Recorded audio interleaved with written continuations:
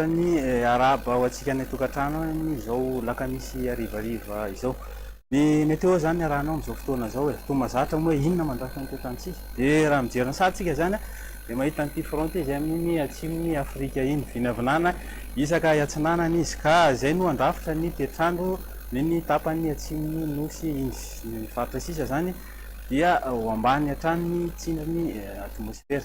Izao ny vinavinan'ny toetrandrotsika raha ny rapitso maraina zany de isy orana ato amin'ny Analanjorofo de aty amin'ny Tolagnaro aty.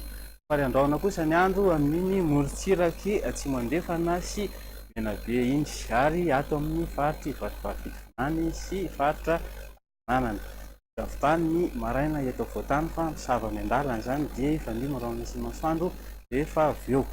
Raha ny tolakandro indray de toy izao ny vinavina. Toy hatrany zany ny orana tandrivinao Rakotoka raha aty amin'ny faritry Samborano de sitraka orana toraka zany koa ny aty Voatany zany aty Bongolava Alamanga de mipaka ka hatraty amin'ny faritra Anosy Atsimo Atsinanana.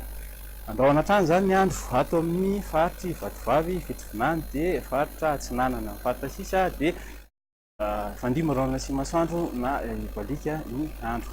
Raha ny maripana voavinavina indray ny rapitso maraina zany dia tsy nahitantsika fivana firy zany le izy fa ny aty Voatany zany de mbola eo amin'ny 17 sy 20 degré celsius eo hatrany tiraka de mihoatra ny 20 degré fa somary niakatra kely zany ato amin'ny faritra Alanjorofo zay tafakatra 20 degré celsius. Ny tolakandro indray dia hitantsika menamena be zao fa 20 degré celsius iny amin'ny faritra Antsohihy Ambanja iny de misy fidinany kely ny maripana raha ato Atsimo Atsinanana ato mahita atsika amin'izao 30 fa misy fidinany kely io raha oharina amin'ny maripana voandro lasa izay. Toy izao indray ny toetrandro ireto tanàna lehibe ireto. Rahona zany ny andro any Paris sy any Milan, ny marona sy masoandro any Johannesburg sy Bangkok, ibalika be masoandro any Nairobi.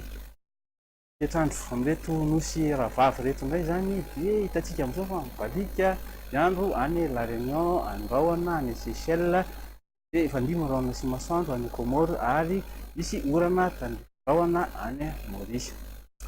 Mazatra moa dia afantatra kely anao hoe ny masoandro misy an'ilay ivony zany de ny ivony iny mahatratra hatrany amin'ny 5 tapitrisa degré ny hafanany fa raha vao aty amin'ny ivelany zany hoe le tazantsika maso de mahatratra any amin'ny 500 sy 1000 degré celsius. De zay andriary no mamarana ny fandaharantsika.